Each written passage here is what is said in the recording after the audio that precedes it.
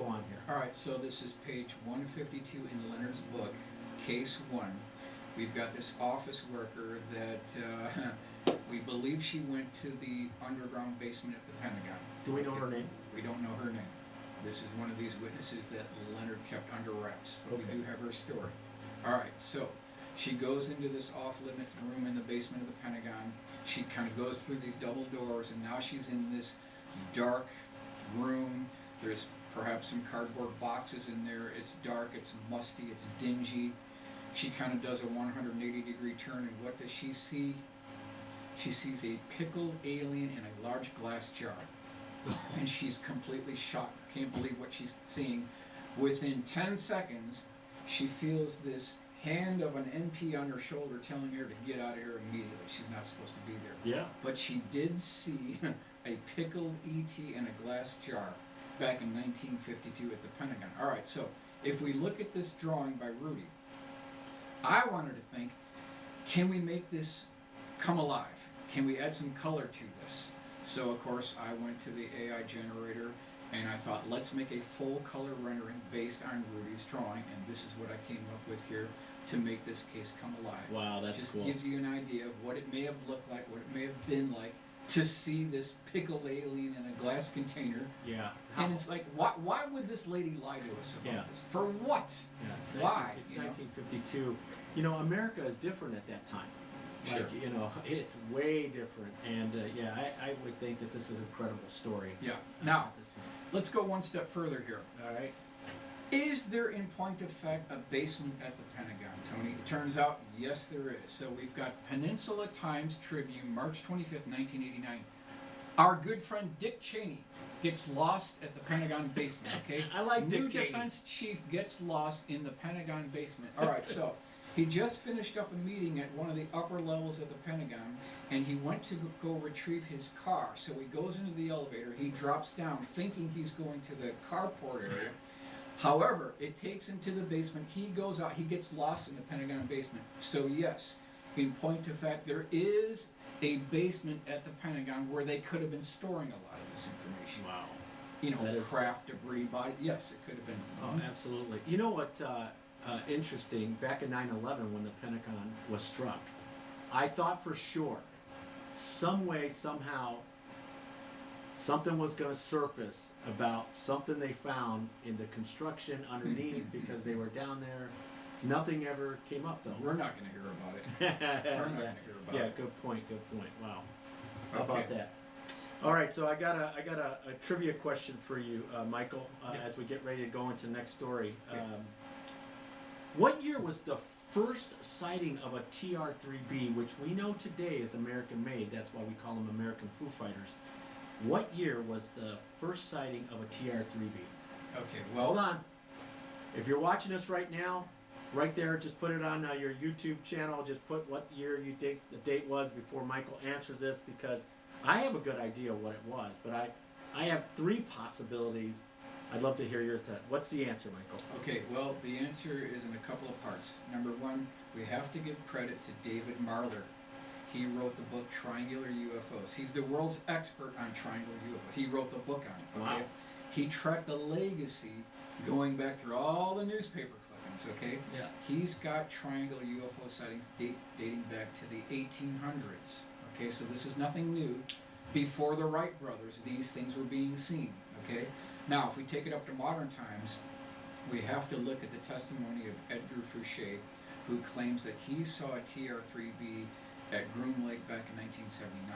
So, you know, this stuff goes back a long time. Groom Lake, the first was the first sighting. For some reason, I thought it was a little later. I thought it was around 84, 85. They already had the technology by then. Yeah, You know? and so we know for a fact that that's an American Foo Fighter. The Americans make that. Which group? I don't know. Is it Black Budget? Is it?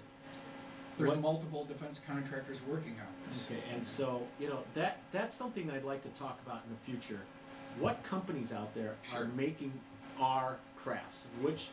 Because we have a lot of them, and a lot of people right now are posting mostly on TikTok. I really find it fascinating how many UFO sightings we're seeing per day. It's leading up to something. something's happening that all this is stirring up right now. So, but we'll talk about that a little bit. We'll find those companies, and hopefully we'll be able to buy their stock, because why not, right? Okay, let's keep going. Okay. All Yeah. right. All right. Now, I put in a couple of extra slides here because it's important for our story. Okay. Dr. Eric Walker is a key player in all this. I've You never wanna heard know of Dr. Walker. Who are these people that are controlling it, pulling the strings behind the scenes? So, Dr. Eric Walker is important because he attended top secret research and development board meetings at Wright-Patterson Air Force Base between 1949 to 1950 that specifically dealt with UFO crash retrievals. This is the guy that went to the meetings Okay. at Wright-Patterson Air Force Base. How does he? I mean, you just said he went to the meetings. Yes. How does he get involved in this? Is there, before these meetings, is there something he's doing that leads him into this, or how does this guy? I've never even heard of this guy. Yeah, well, obviously you have to have a team of people. Now we're starting to get into MJ12 a little bit here. Sure. Ryan Wood's the expert on that. But, you know, by default, there has to be a team of engineers, professionals who are looking at all of this, because the government doesn't do anything on their own. They subcontract everything out. So you have to have a team of experts, and this is one of the gentlemen who is on the meetings, Okay. these internal board meetings. Now let's continue on here. So here's his obituary. Philadelphia Inquirer, February 20th, 1995. Eric Walker, 84, an engineer and former Penn State president. So just documenting that this is a real guy. He was there at Penn State. Now, our good friend and fellow researcher, Grant Cameron, got a hold of this guy. They started corresponding. And he hit you with what Dr. Eric Walker told Grant Cameron. Here's what he said about crash retrievals. Why say anything? You are up against the windmills. Leave it alone. It's not worth it. Forget it. I'm not going to discuss it.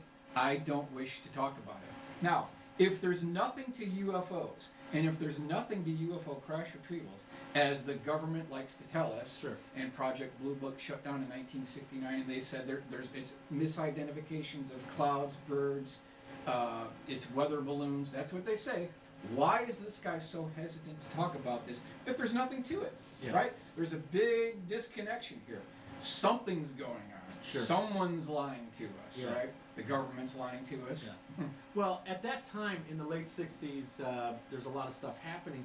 It's easy to tell the public that, because we as the public of America, we don't have access to the technology we have today.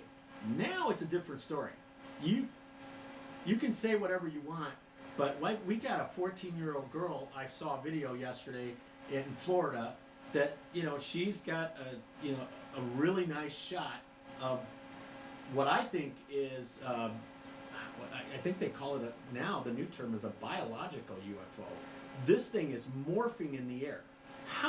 This is a little 13-year-old girl that just shot this and put it up within minutes. Mhm. Like, there is no AI stuff here. This. I'm looking at her account. I'm listening to her mom. So in the late 60s, it's easy for the government to go shh, shh, shh. Well, Now it's not only that, so we're talking 1949, 1950. That's only 4 years after World War II. Sure. We've got patriotism playing a role. We've got the whole concept of, back then, people trusted the government more because it was the greatest generation. And when the government said something, we wanted to back the government. Over the decades, that trust has been eroded. And the fabric of this republic has been eroded, where we don't trust the government at all now. Yeah, And it's good that we question authority, because we have to. we caught them lying on everything. Yeah, sure, we have to, and if we don't, that's where we're making a huge mistake, because there is a paradigm shift right now happening, and you have to be really on point and in front of what's to come. We have some major issues with potential nuclear situations with other countries. We've got fleets of UFOs are coming in. This armada of UFOs that NASA took a picture of, which I'm 50-50 on that. So you got to be on point and make sure you adjust to what's coming. So that's important. Right. All right. All right, let's continue on here. Yeah. Now that brings us to this book, UFO Crash at Aztec. The co-author on this was William Steinman. He's no longer with us. What year is that? What year is this? Well, this was 1948 is when the Aztec crash occurred. Okay. Okay. Now, William Steinman was a very good researcher. He's no longer with us. Well, he tracked down Robert Sarbacher. Okay. He wrote a letter to him. Robert Sarbacher confirmed that, in point of fact, these meetings about crash retrievals did take place at Wright-Patterson Air Force Base. This is the guy who confirmed it. Now, I'm not going to read his entire letter here, but this is a letter from Robert Sarbacher to William Steinman, dated 11/29/83. So this is ancient history now. But I want to hit you with the highlighted section here. It says, my association with the Research and Development Board under Dr. Compton during the Eisenhower administration was rather limited, so that although I had been invited to participate in several discussions associated with the reported recoveries, I could not personally attend the meetings. I am sure that they would have asked Dr. von Braun, and the others that you listed were probably asked and may or may not have attended. This is all I know for sure. So bottom line is, this doctor is confirming that the meetings took place. Okay. Yeah. Yeah. So It's a key piece of evidence. Oh, absolutely, absolutely. And Dr. von Braun, of course, for some of you who don't know, most of you probably do know, he was one of the scientists that after World War II was brought in under paperclip. Correct. And he helped develop a lot for the United States military might. But he also was a part of the, during the war for Germany, he was a part of the UFO building and research. I could be wrong. Well, you know, it's a slippery slope. Yeah, You know, it's yeah, difficult. I knew you were gonna...